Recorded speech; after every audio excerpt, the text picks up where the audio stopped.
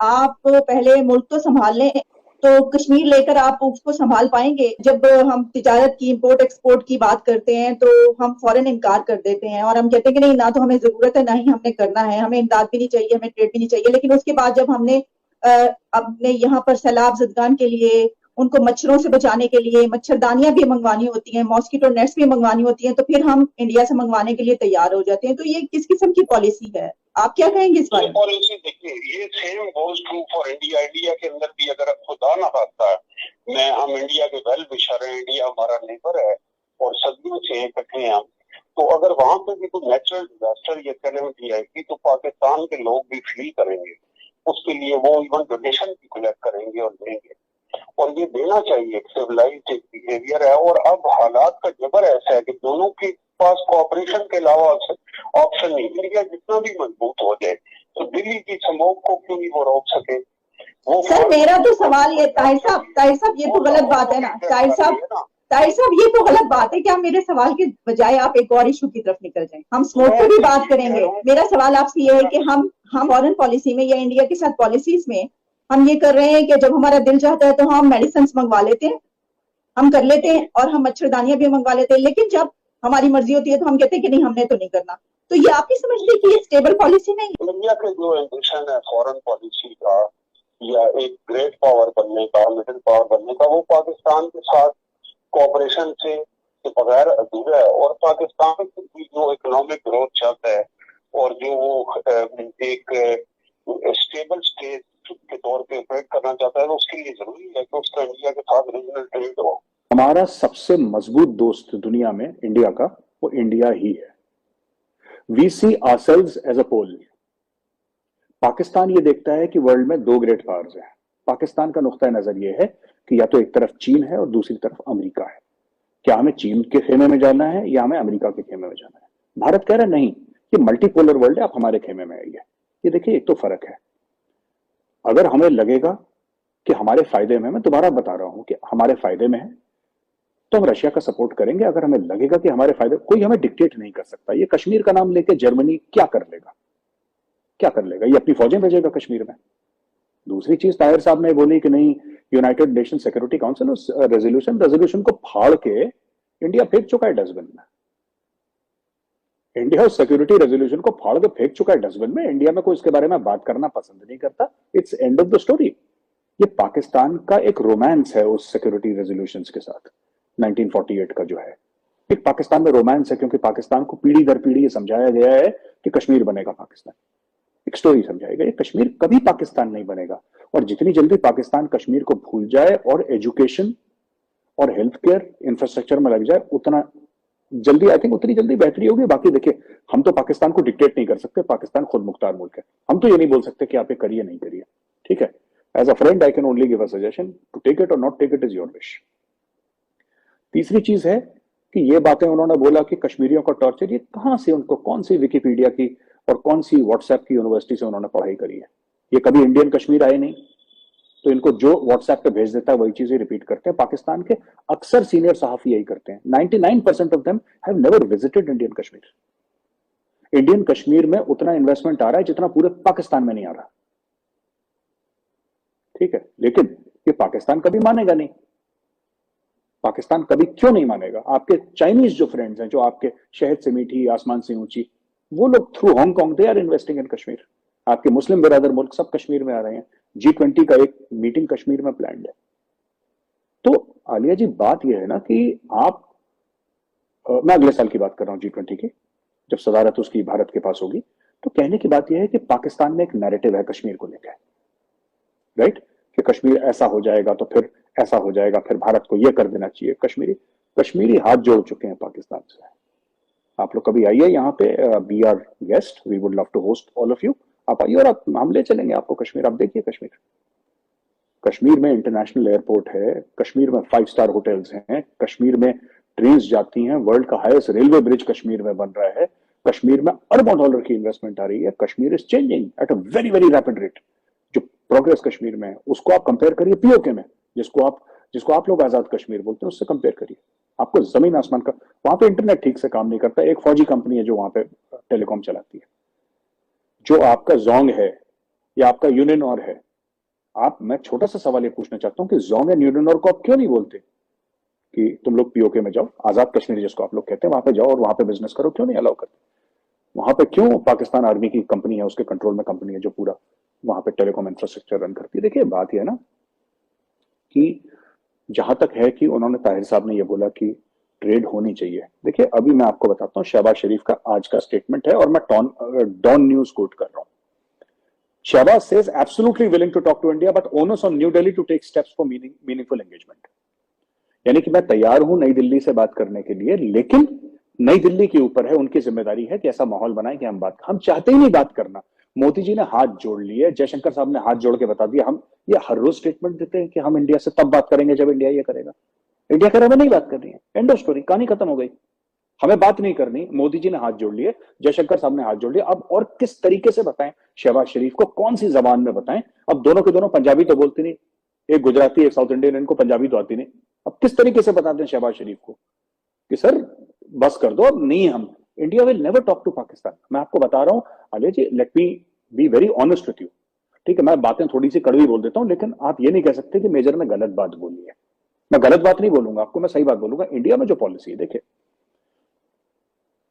जब भी भारत में क्या एक इमोशन है कि जब भी भारत ने हाथ बढ़ाया पाकिस्तान से धोखा मिला।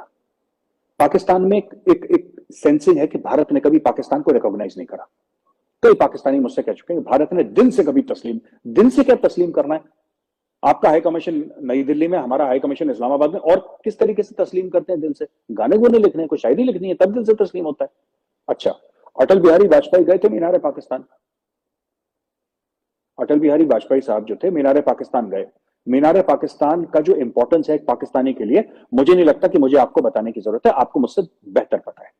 What is Minar Pakistan to a normal Pakistani? Bharat का प्राइम मिनिस्टर वहां पे जाता है, भारतीय जनता पार्टी का प्राइम मिनिस्टर जाता है जो कि आरएसएस से है, राष्ट्रीय स्वयंसेवक संघ से। वो जाके मीनार पाकिस्तान में कहते हैं कि ठीक है मैं यहां पे आया हूं और गिले शिकवे माफ। आपकी फौज वहां पे जमातुल इस्लामी छोड़ देती है और गुलाब जल से, रोज वाटर से उसको धोया जाता है कि यहां पे काफिर आया था। उसके बाद कारगिल हो जाता है, ठीक है? मोदी जी अपने, जो मोदी जी ने इनॉग्रेशन था उसके लिए उन्होंने नवाज शरीफ को बुलाया। अब नवाज शरीफ को ही बुलाते क्योंकि वही प्राइम मिनिस्टर था, इमरान खान तो था नहीं ना। अब इमरान खान साहब कहते हैं कि देखो मोदी ने बुलाया, तुम होते तुम्हें बुला लेते। अब थे ही उस समय नवाज शरीफ, तो किसको बुलाना था उन्होंने? नवाज शरीफ को बुलाना था। जब पठानकोट एयरबेस में अटैक हुआ था और इंडिया ने बोला कि पाकिस्तानी टेररिस्ट ने अटैक करा है, तो पाकिस्तान ने बोला नहीं साहब, एज यूजुअल पाकिस्तान ने मना कर दिया। इंडिया ने परमिशन दी, आईएसआई की टीम आई थी हमारे एयरबेस के अंदर। कौन सा मुल्क अलाउ करता है? आलिया जी ये बताइए, कौन सा मुल्क अलाउ करता है? क्या अगर हम लोग बोले कि हमारे इंटेलिजेंस की सर्विसेज या हमारा रॉ आपके बलूचिस्तान में या कोई और फ्रंट का जो एरिया, नॉर्दर्न एरियाज आपके हैं, जिसको आप लोग खैबर पख्तूनख्वा बोलते हैं, ये सब एरियाज में हम अगर बोलें कि हम एक रॉ की टीम भेज रहे हैं आपके बिल्कुल फ्रंटलाइन एयरबेस पे, आप लोग अग्री करेंगे? आप लोग कभी अग्री नहीं करेंगे। हमने आईएसआई को एंट्री दी थी। फिर मियां साहब के घर में किसी उनकी बेटी की या उनके ग्रैंड डॉटर की किसी की तो शादी थी। तब कितना कर देगा कोई इंसान? कभी उड़ी हो जाता है, कभी पुलवामा हो जाता है, कभी कुछ हो जाता है, कभी कुछ हो जाता है, और करते रहते हैं। फिर पाकिस्तानी कहते हैं हम तो चाहते हैं लेकिन हमारी फौज। अब इंडिया, देखिए हमारा ट्रेड चल रहा था आलिया जी, आपको पता है, बंद इमरान खान ने करा, राइट? अब ऐसे नहीं हो सकता ना कि इमरान खान एक दिन बोले कि नहीं ट्रेड नहीं होगी, फिर बाकी पाकिस्तानी बोले इंडिया तो चाहता ही नहीं हमसे दोस्ती करना। हाँ, अब ये बात सच है कि अब नहीं चाहता इंडिया दोस्ती करना, अब ये बात सच है। लेकिन आज से 2 साल पहले बात सच नहीं थी।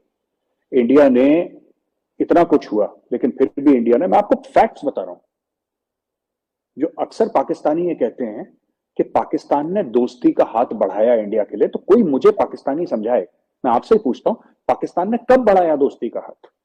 बयान देने से नहीं होता, फिजिकल एक्शन क्या करा पाकिस्तान ने कि दोस्ती का हाथ? तो आप बता दीजिए हमें, एक मुझे भी थोड़ा सा, मेरी भी इल्म में इजाफा हो जाए कि पाकिस्तान ने ये एक्शन लिया जिससे हम प्रूव कर सकते हैं। मैंने आपको 4-5 एग्जांपल दे दिए। ठीक।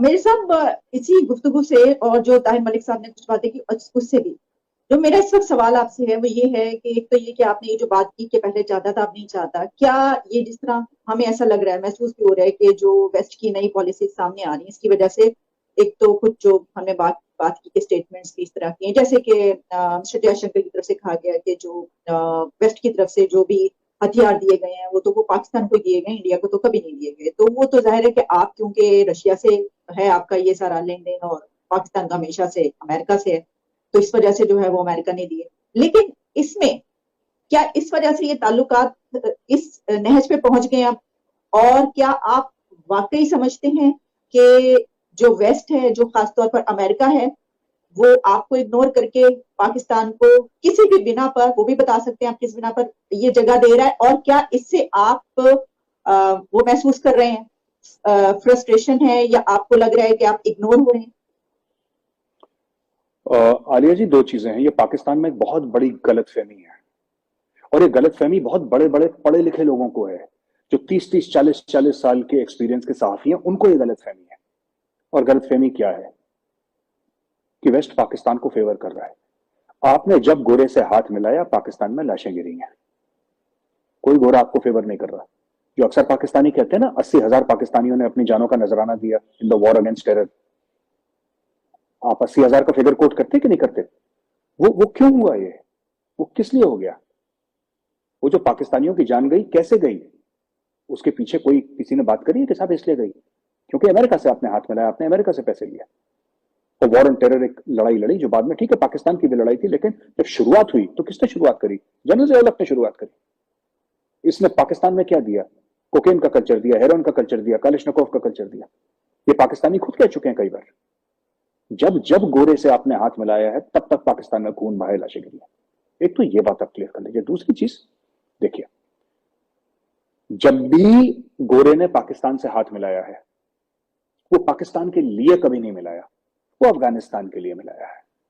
अभी भी जो कह रहे हैं कि, और ये पाकिस्तानी खुद कह रहे हैं कि क्या आपको लगता है कि, आपका सवाल भी कुछ इस तरीके से था कि क्योंकि अमेरिका, इंडिया की ऐसी पॉलिसीज हैं, तो क्या इंडिया को डाउनग्रेड करने के लिए पाकिस्तान को बूस्ट अप? तो इसका मतलब आप लोग भी ये कहीं ना कहीं मानते हैं आलिया जी कि पाकिस्तान को भी जो इंपॉर्टेंस अगर मिल रहा है, वो भी भारत की वजह से मिल रहा है।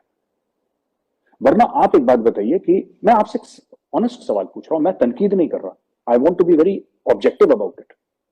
ऐसा क्या है, आप बताइए, आप पाकिस्तानी हैं और आप पाकिस्तान में रहती हैं, ऐसा क्या है पाकिस्तान के पास जो पाकिस्तान जर्मनी को दे सकता है? आप ये बात मुझे बता दीजिए, आज क्लियर कर दीजिए कि हमारे पास बाकी सब चीजें नहीं, पर एक चीज है जो हम दे सकते हैं, जो दुनिया में कोई नहीं दे सकता। आप एक चीज बता दीजिए, क्या दे सकते हैं? अफगानिस्तान का रास्ता,